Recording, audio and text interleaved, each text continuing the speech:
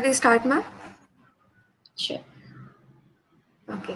So, a great personality is not born in a maternity ward. A great personality is born by the choices that one makes. Good morning to all.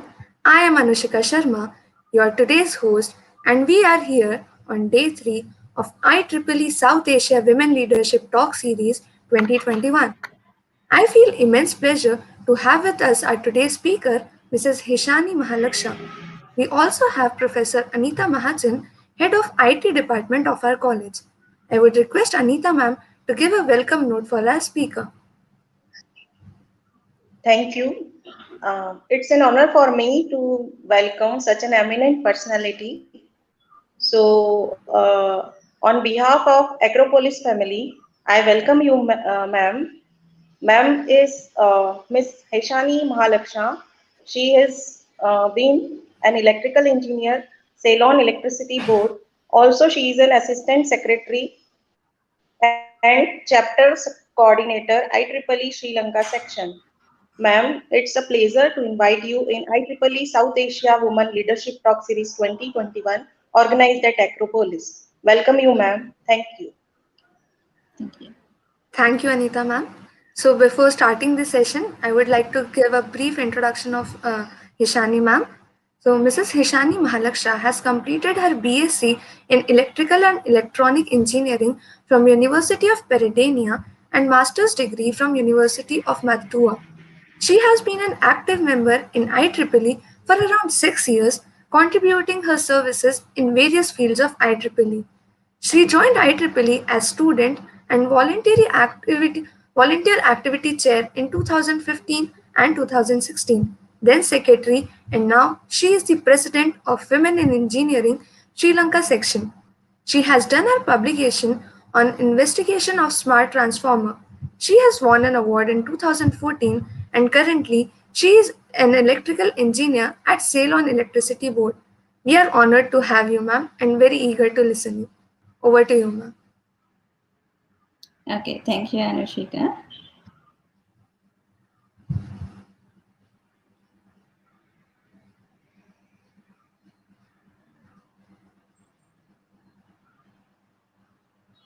I'm sure, can you confirm whether you can see Yes, my yes, presentation? ma'am. Yes, sure. Yes, ma'am. Your presentation is visible. Okay, so let's start.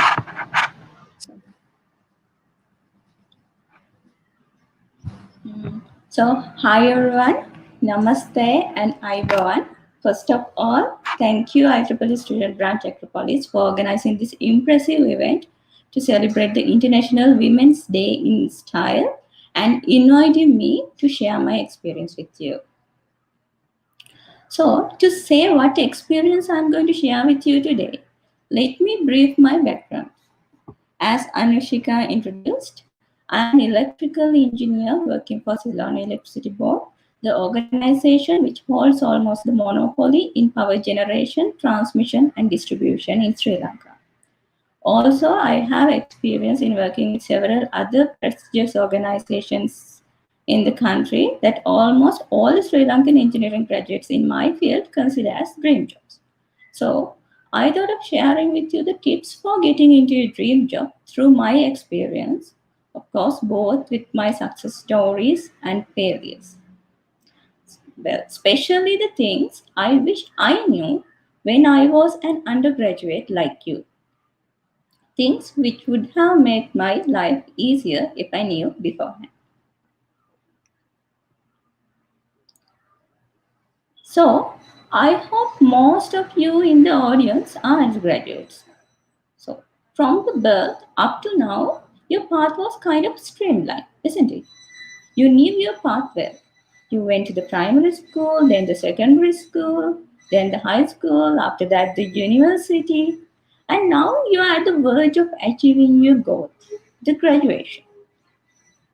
And I know you all are very brilliant and lucky because with the limited opportunities in Asian countries, only a certain number of students get to achieve their graduation dream in a field they desire.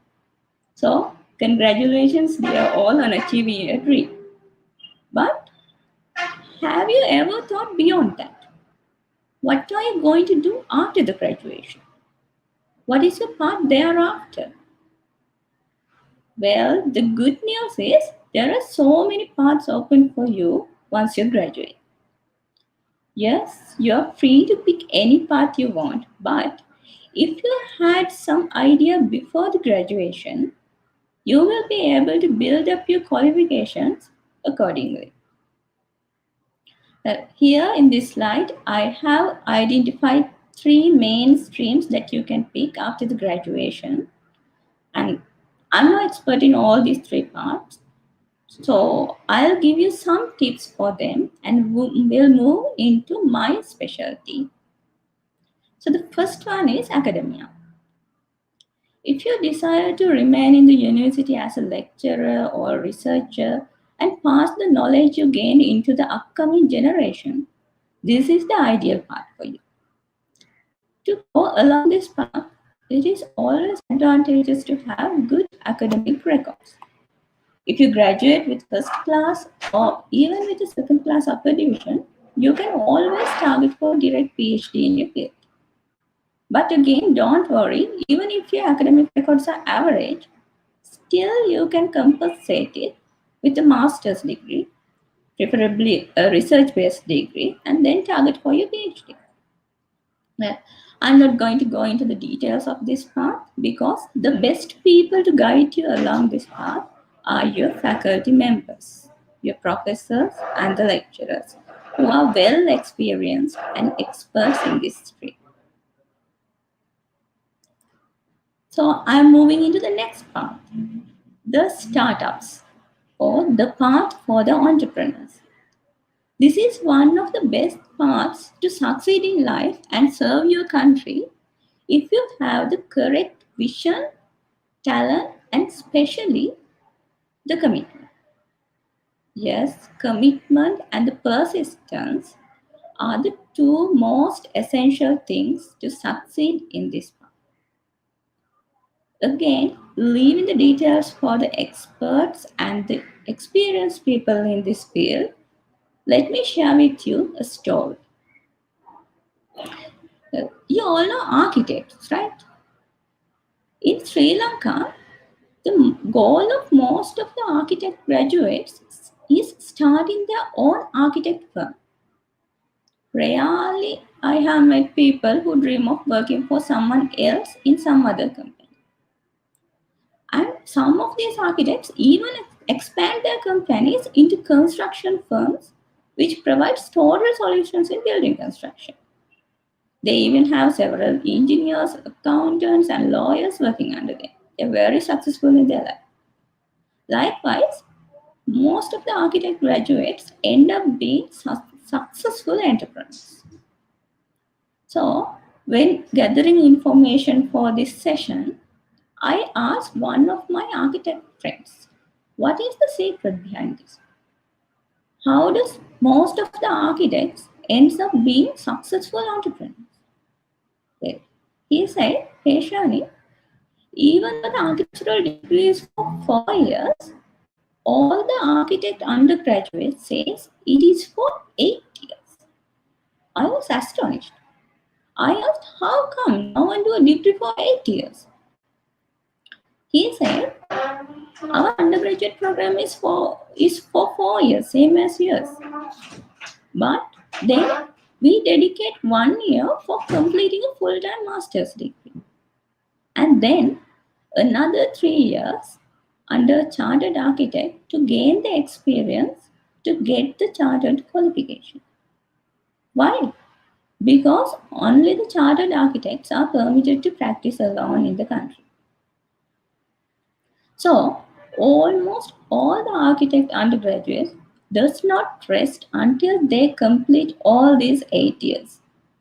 And during these 8 years, they don't look at the success of their fellow graduates of other faculties.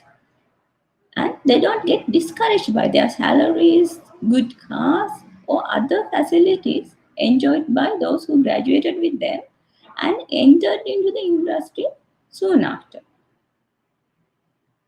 Instead, they consider themselves as undergraduates for 8 long years. Can you believe it? They consider themselves as undergraduate for 8 long years and work hard with less gain. and they continue this effort until they get qualified to practice as an independent architect by their own. So, if your dream is to become an entrepreneur in any field, what I have to say is don't get discouraged seeing the freedom and the facilities of your fellow graduate who joined a good company soon after the graduation. Have faith on yourself and work hard with persistence to achieve your dream.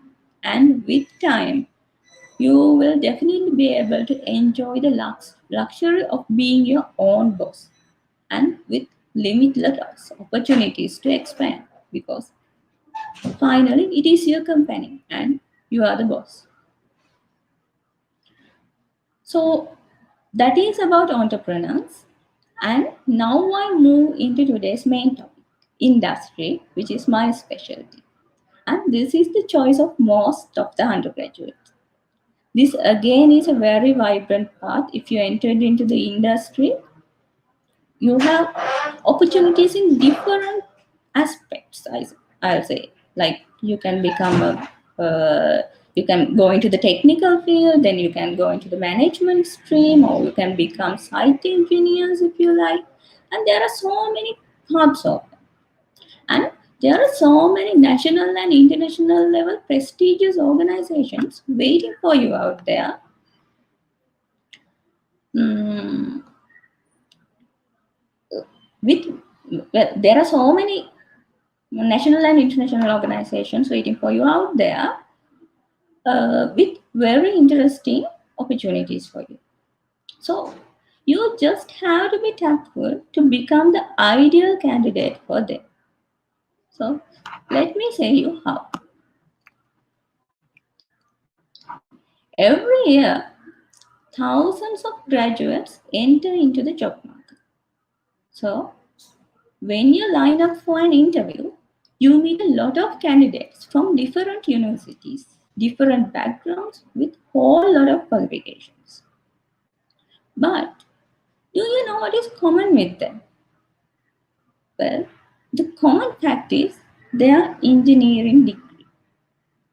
All those who come for the interview possess an engineering degree, same as you. So, if your degree is your only qualification to get the job, that is not going to get you into anywhere. It just fulfills the basic requirement for you to be called for the interview. So, if you want to go beyond that, if you want to get hired, if you want to get picked among all the other candidates who are lined up for the interview, you have to be unique and outstanding among them. So let's see what makes you outstanding.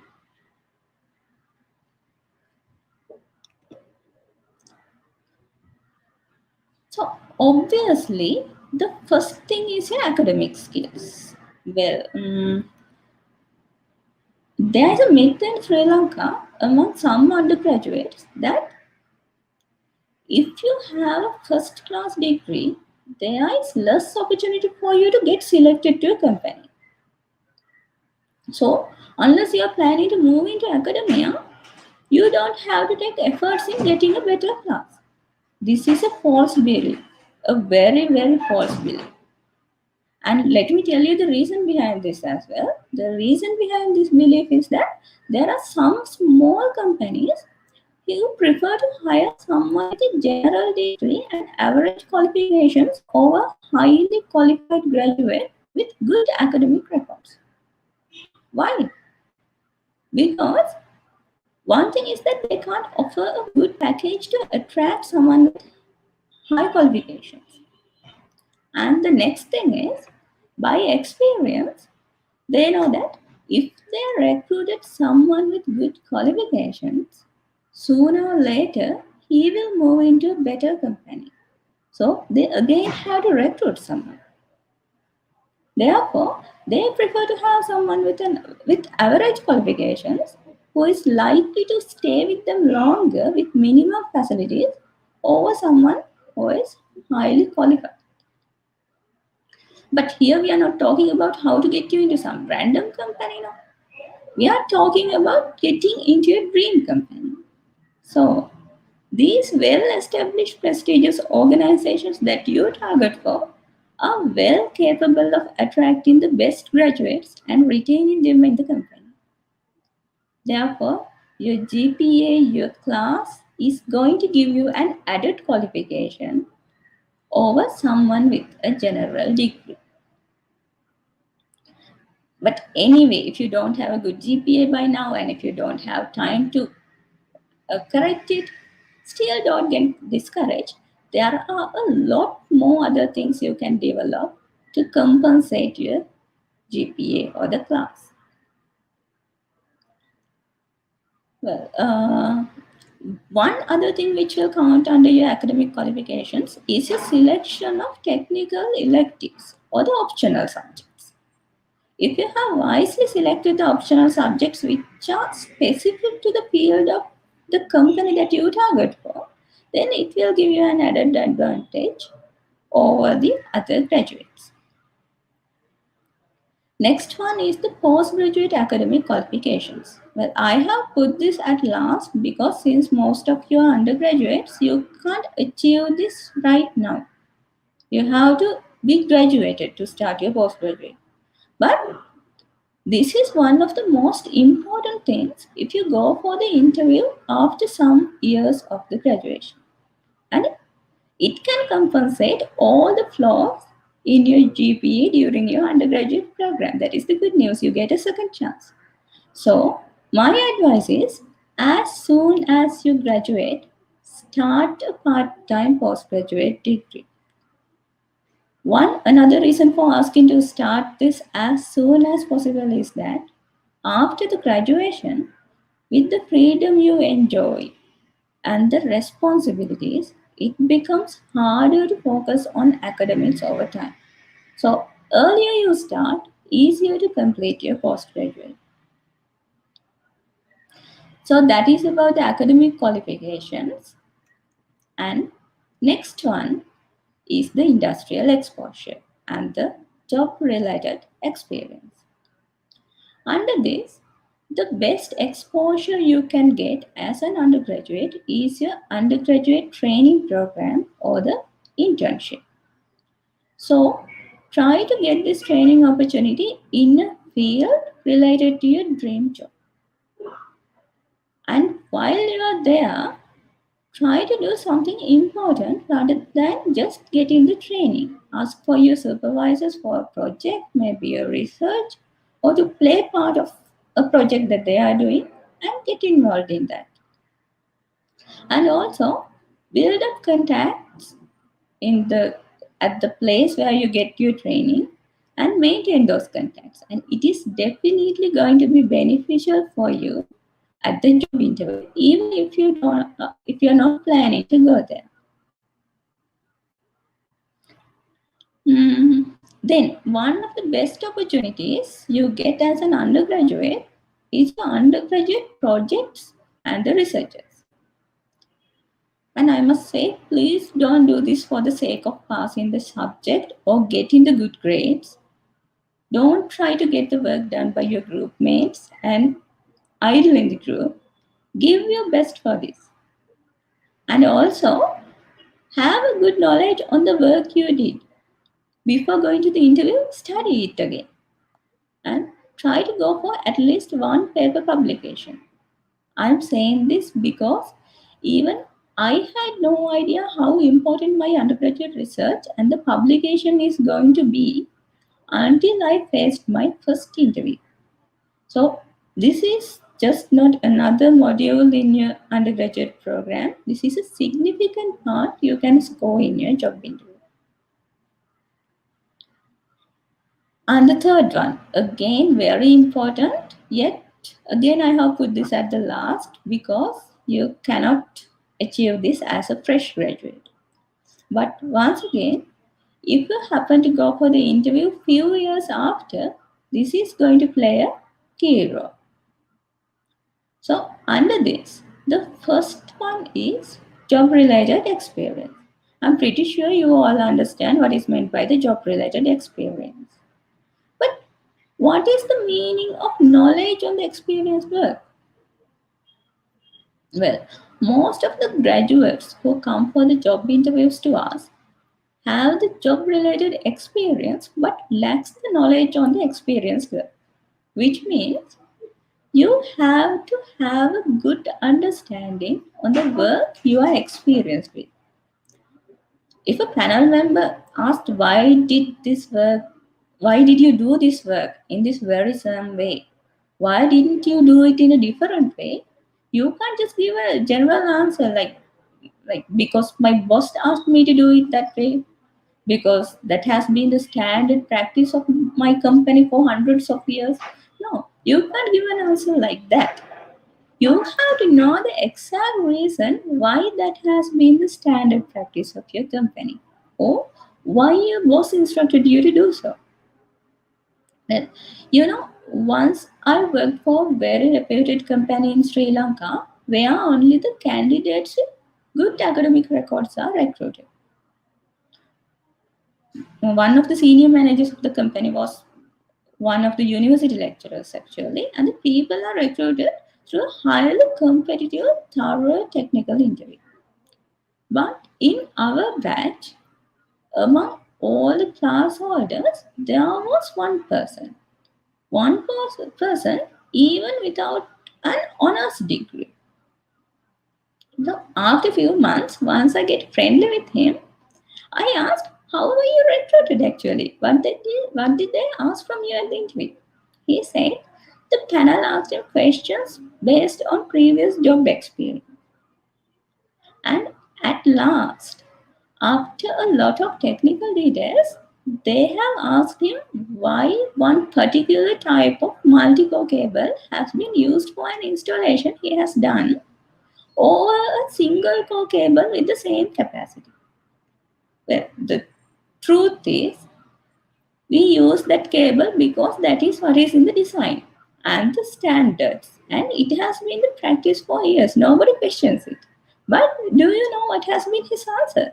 He has said the multi-core cable is used over the single core because a large space is going to require if you need to bend the single core. The multi-core cable is flexible and the single core one is not like that. I'm talking about the huge cables. So instead of saying that is in the standards or it is the practice of the company, he has said that he used the multi-core one because that can be bent when you lay it along the building.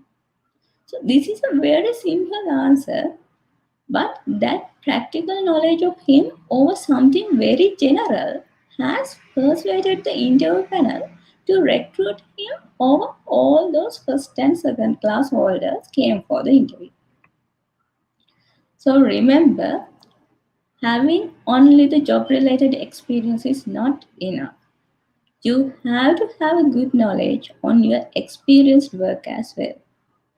Know the theories behind the practices and know where to apply the theories that you are learning in the university. So next one is the extracurricular activities. Under that, all the clubs and societies you are in, the sports you do, the charity work you are involved in, then your voluntary work like this, everything counts in. But remember, when you go for the interview, you should have supporting documents to prove this at the interview. Otherwise, everyone who comes for the interview say that they did this, they did that, and they will put that in their CV. So you have to have some proof. So keep in mind to get a certificate, appreciation letter, service letter, or any kind of a proof document before you leave the university. Otherwise, collecting this prior to the interview is going to be exhausting. And let me mention this one thing about voluntary activities, since some of you are IEEE volunteers, as I know. I also started my IEEE career as a student volunteer during my undergraduates. And your volunteer works don't just add another certificate to your folder. or line to your CV. True, actually, true, it is one advantage that you can add a certificate, but the best benefit you get out of your voluntary work is in the experience you get, the skills you develop, the connections you build, and in all the ups and downs you go through while struggling to manage your academics with the voluntary works. That experience is going to make you a whole different person once you graduate. So don't even think for a bit that the effort you put for volunteering will be in vain. It is definitely going to be a gain for you in many ways than you can imagine.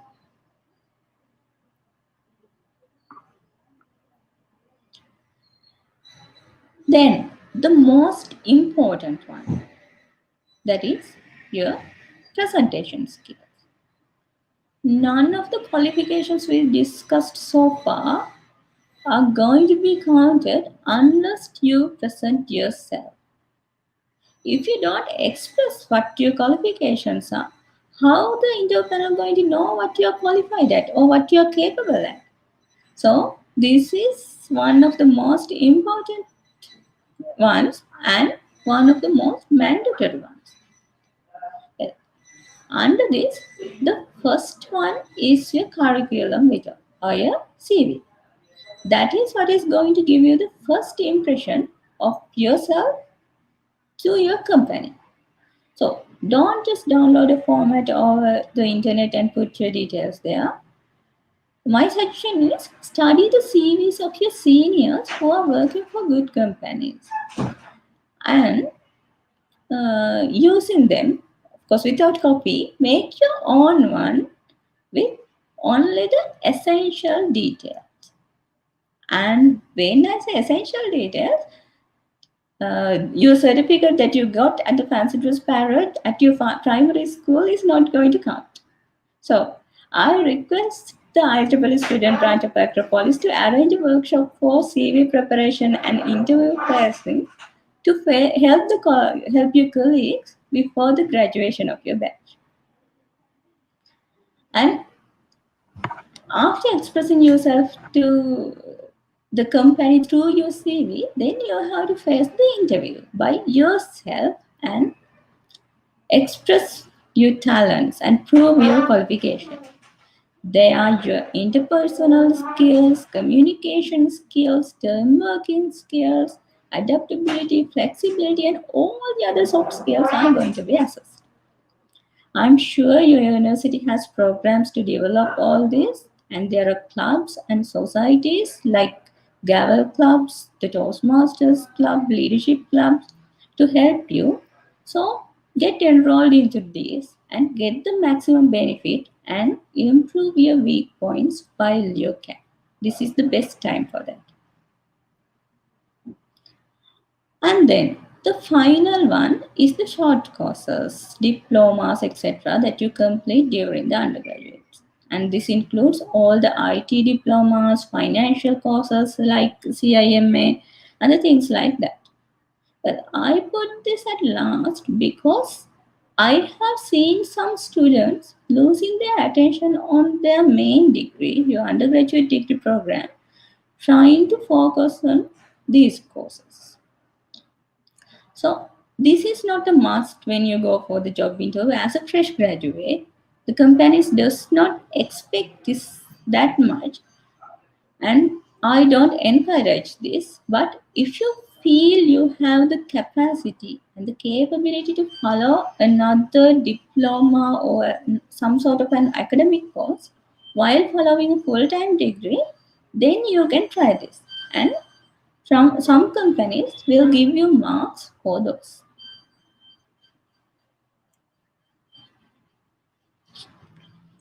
So, even if you achieved all these qualifications beforehand, before the graduation, it cannot be guaranteed that there will be vacancies at your dream company by the time you graduate. In that case, you should not sit and wait. You have to accept one of the few offers you get from the industry and start gathering experiences.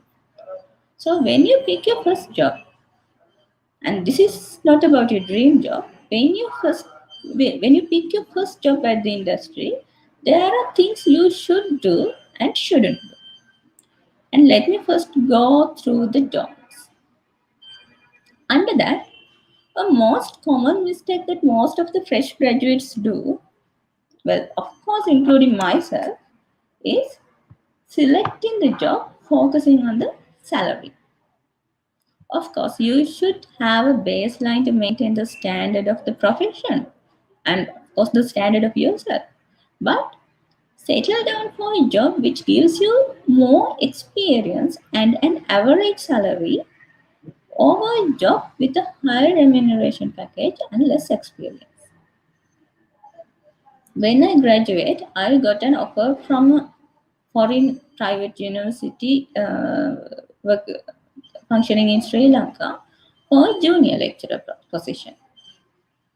And salary was considerably good for me as a fresh graduate. So even though I had no intentions to stay in the academia, I accepted that opportunity just because of the salary.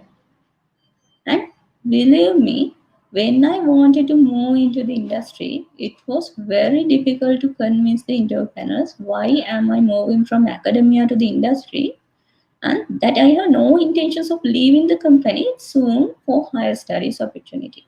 That is because of that one wrong decision I took as a fresh graduate. Next one is the facilities like vehicles, quarters, loan facilities, etc. This too should not be considered too much if you have no intentions for staying in the company long time. And next one is settling down for an easy job scope.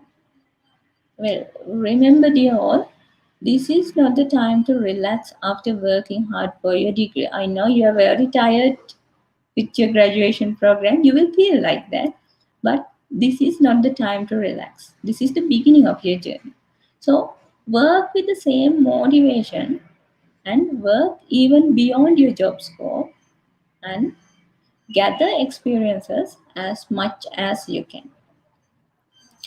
The real remuneration that you're getting from your first job is the experience and the training. And also, if you have no intentions for a long time career at the company you join, you don't have to focus too much on the things like job security, job security, stability of the company, etc. So, because anyhow, you're going to move forward from here once you get the opportunity. And at last, don't wait too long looking for an ideal opportunity as your first job. It is going to create a void in your CV. Therefore, settle down for the first satisfactory opportunity you get. And if you really have to wait before moving into the industry, the best place to wait is in your university.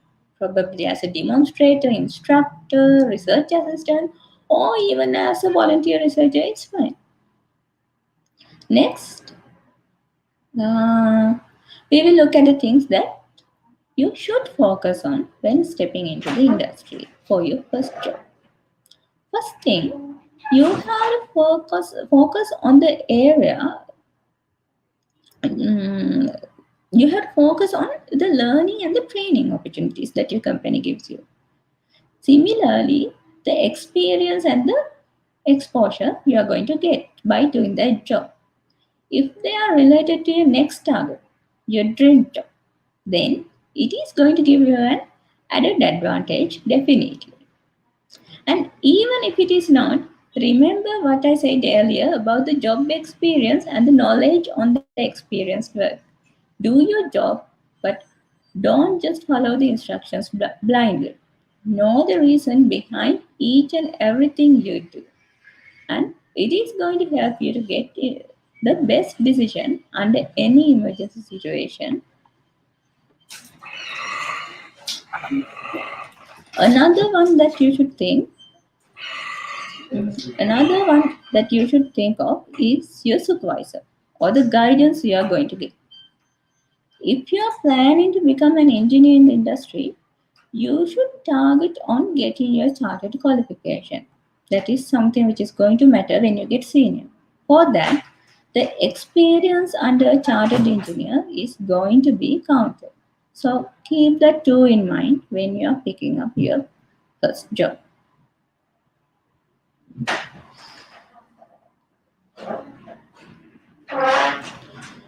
So even after getting your first job, again, you should not simply pass time thinking this is not your permanent place. Remember, they gave you an opportunity in their company, believing that you will be an asset to them. So, no matter how many months or years you are going to be with them, give your best to them so that the investment they did on you will not be on vain. Therefore, the first thing is commit for what you do. No matter what is the task you are assigned to do, give your best to it and commit. Next one, grab every learning and training opportunity you can get during your stay. Don't just get limited to your job scope. Go beyond your scope and help others explore and learn new things. It doesn't matter even if it is a totally unrelated field to you. This knowledge and the experience that you are going to get is going to pave your path into your dream job. Next one, start a postgraduate degree. As I told you in a previous slide as well, earlier you start your postgraduate, easier it is to complete. Otherwise, with the commitments and responsibilities you are going to get with the time, focusing on academics with a full-time job is going to become difficult. And again, remember, I'm not saying that it is impossible to do postgraduate with family commitments. In my master's batch, I had batchmates who were doing their degree while being pregnant and breastfeeding during their course, and yet they completed it successfully with us. So it is manageable.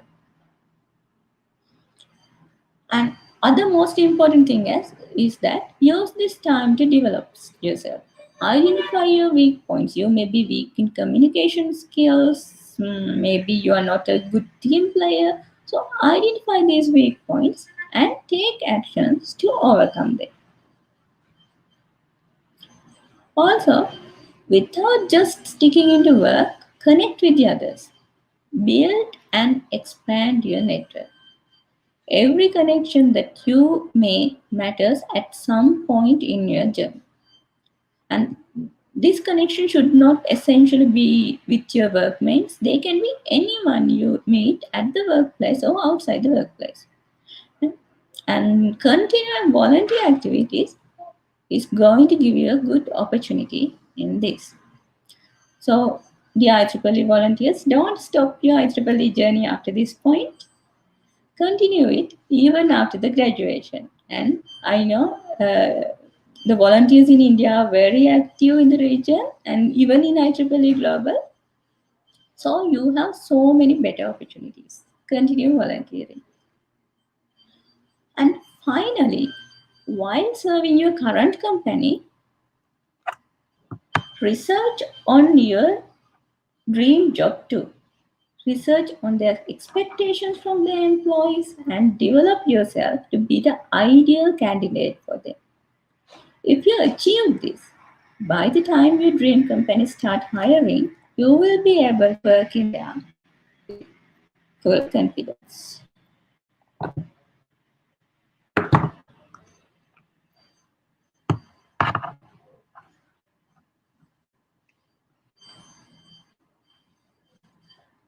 Well, up to now, we talked about how you are going to get into your dream job.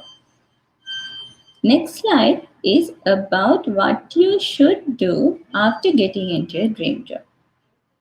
Remember, getting into your desired company, into your desired position is not the end of your journey. This is just the beginning. Why? This is the place you have decided to settle down. You are going to spend rest of your career life here. So, Creating a good first impression is very important. And remember, in the industry, when in the industry, first impression is not the one you give your company on the very first day. It takes months and years to create the first impression in the industry. And with my experience, my estimate is that it takes from 2 to 3 years to create your first impression and establish your image in the company. So we call them the golden years. During these golden years, main thing is you have to commit for what you do. I'm sure you will be getting a good remuneration package here, but always work more than what you're paid for. Also, during the first few years, don't try to get confined into a comfort zone. This is something that some of the graduates do. They try to get into a comfort zone. Well, step out of this zone and test your capacity and test your limits. Use this time to learn new things and discover your passion and expertise. And the results are definitely going to surprise you. Then remember, after everything, be self disciplined and polite to everyone. If you ruined your image during these first few years, it is going to be difficult to correct it afterwards.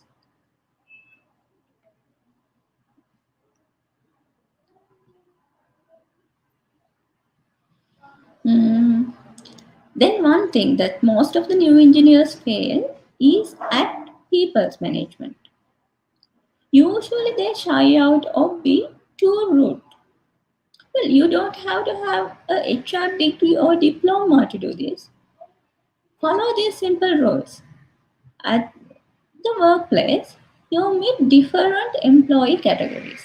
Basically, your superiors, your bosses, then your peers, and your subordinates. So, when dealing with your superiors, always maintain a good contact with them. That does not mean that you always have to say yes and okay to everything they say. You can obviously oppose them on reasonable and professional grounds. And make sure be respectful. Because not like in school, not like in undergraduates, once you enter into the industry, you are considered as a responsible adult. And if you misbehaved in the university, if you protested, if you be rude or did not respect your professors or the lecturers, they don't judge you depending on that. I know even though you feel they are not so, believe me, they do not judge you like that. That is because even though you are already adults, to them, you are their students who are under their guidance. But in the industry, you're going to feel the difference. Your boss is not your teacher or the lecturer, or even not a mentor sometimes. He too is doing a job like you, and you are another co worker to him. So if you are rude and didn't respect, even though your reasons are fair, still you can be subjected to disciplinary actions or difficulties in the workplace. So remember, when you graduate, for the first time in your life, remember, for the first time in your life, you are truly going to be treated as a responsible adult. You are accountable for every action you take. So, when dealing with your superiors, very simple. You don't have to say yes and okay to everything. You can oppose on reasonable and professional grounds. And remember to be respectful even when you argue. Then your peers. Spread friendliness and kindness to them. Share knowledge. Don't make an unnecessary competitiveness. Some people do this. You don't have to create unnecessary competitiveness with your peers because you are going to spend most of your daytime with your peers at the workplace. and they can make your office feel like home. So maintain a good relationship with them and help each other. Next, your subordinates. There are some people who are very rude to their subordinates and try to control them by creating fear. Believe me, this just shows a weakness in his or her management. That is not a capability, that is not a good manager, that is a weakness in management. It creates unnecessary stress and fear in the workplace. And you can never expect a good efficiency out of a group of workers who are stressed and unhappy. So it is your talent to manage your subordinates with kindness while keeping the control. And also defend your subordinates whenever necessary. This is again something very bad, even those in the senior most positions do. It is your responsibility to provide your subordinates with proper instructions and supervise them. That is your responsibility. And if a mistake happens, mistakes happens by people. If a mistake happens, it is a very bad practice to expose your subordinates and pass the responsibility to him. I have seen managers like that saying, "No, I didn't do it like that. It is this subordinate.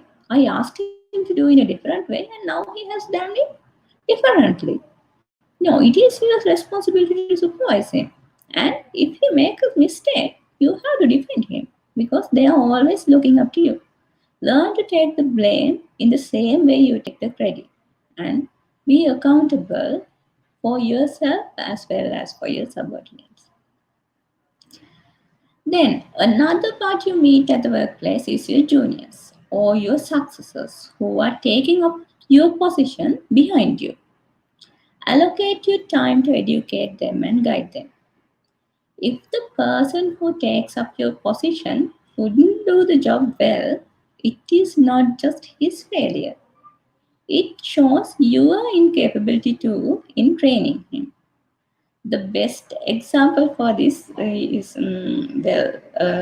I don't like to share this example, but that is the best example that you can understand. I think most of you are cricket fans, right? In Sri Lanka also it is same.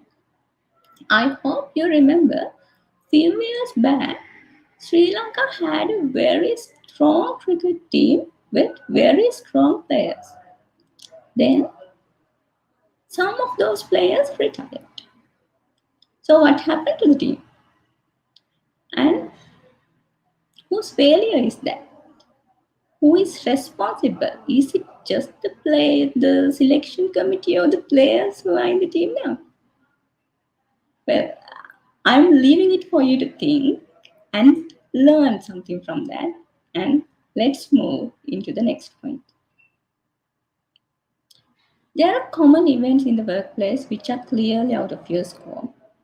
This can be some charity events, a celebration, or even an office trip. And volunteer for this event. Employee welfare and your involvement in it is very important in establishing a good position for you in your workplace. So allocate some of your time for employee welfare as well. And after all, don't forget, it feels great to work at your dream company doing the job you always wanted to do. That has been your maybe 20 years dream. But remember, your family should be your first priority. You are no longer a student, you are a working adult, and with that adulthood, a whole lot of new responsibilities come to you. Know that no matter how good your company is, your company can replace you within days. And if you leave, they will forget you within months. But you are irreplaceable to your family.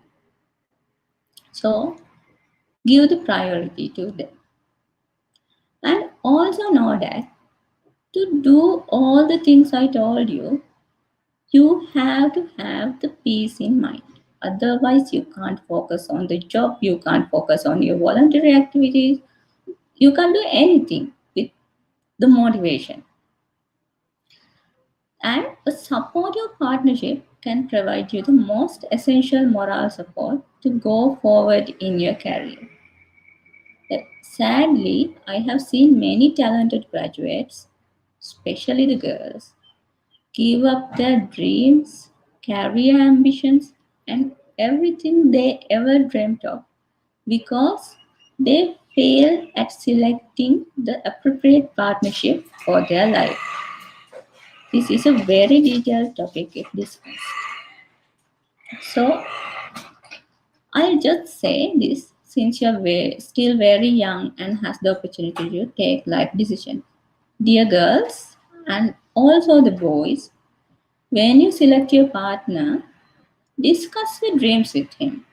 Tell him your ambitions, who you want to be, and when you want to be. Listen to his opinions and ask for his dreams in life as well. Ask who he wants you to be. Then imagine yourself after 10 years of marrying the person when all the fireworks are out. Then decide whether that is the life that you want. Decide whether that truly is the life you want. Then you will be able to take your decision. So that's about it. I think we spent like 50 minutes. So thank you again, IEEE Student Branch of Acropolis, for inviting me. I hope I could give you some insight into paving your path after the graduation, and you can always reach me via my email address, Heshani Mahalaksha at IEEE.org, or LinkedIn, or even Facebook. Uh, Over to you. Thank you so much, ma'am. It was such an amazing session. And with the help of your personal experiences, I think we had a lot of insight of what to do after the completion of graduation. So with that, shall we move to the Q&A section, ma'am? Yeah, sure, sure. Okay. So the first question is how to decide the major for post graduation or higher studies? Well, when you are deciding a major for postgraduate or higher studies, first you have to decide whether you are going to go into the academia, whether you are going to become an entrepreneur, or whether you are going to remain in the industry. So, first decide that, and according to that, you have to decide your major. For instance, my degree is electrical and electronic. I learned both the streams, but my ambition was becoming an electrical engineer. So when I selected my major for my masters, uh, first thing I didn't go for a research-based degree because for the industry, for the industry having a MSc is much enough. So I went for MSc, and I picked electrical engineering as my master, even though my bachelor's is for electrical and electronics. So first set your goal, and according to your goal, you can decide the major for your postgraduate. Okay, thank you, ma'am. Second question is how should we ensure writing skills for essay and college applications? Well, this again, the problem with this is same as in Sri Lanka. I know in India also, our mother tongue is something different. We have a different mother tongue. But when we work at the workplace, English is the language that is mainly used for, especially in writing and even for communication as well. So that is the problem. So make sure at the school, at the university, give some part of the attention for developing your language skills as well. And once you fill your college application, once you prepare your CV, uh, you can get it corrected. If you're not confident, you can get it corrected by your English language teaching unit at your university, or even by a friend who is capable of it. And also, during the early stages of your career, it doesn't matter even if your language skills are not that good. So, but if when you go into the topmost positions, it is going to matter. If you are in your 40s or 50s and if your language skills are not that good, then people are going to criticize it. So make sure you develop your language skill by that some time. So don't worry too much if your language skills are not that good at this level. You still have time, because everybody knows that your mother tongue is different. This is your secondary language. So have that confidence and continue developing yourself. There are Toastmaster clubs, Gavel clubs to help you, and even you can take an English class. That is not a shame. So keep developing yourself, targeting your 40s or the 50s. Okay, ma'am. Thank you. Next question is how to ensure that my college applications are distinguishable and captivating. So again, that is similar to the thing that I said earlier.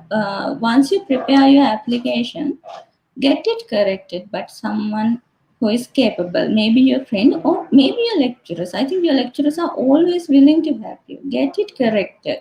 And also, when you prepare your application, refer to your seniors who are working in good company. Probably the dream company that you're targeting for. Get their CVs and application and referring them. Prepare your one myself. Okay, I think these were all the questions that were asked, and I'm very grateful to you, ma'am, that you spared some time for this amazing session for us.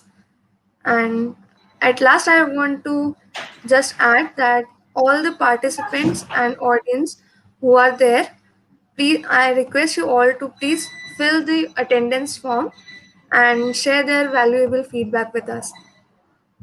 Thank you so much, ma'am. Thank you. Okay, thank you, Acropolis, for inviting me. Thank you.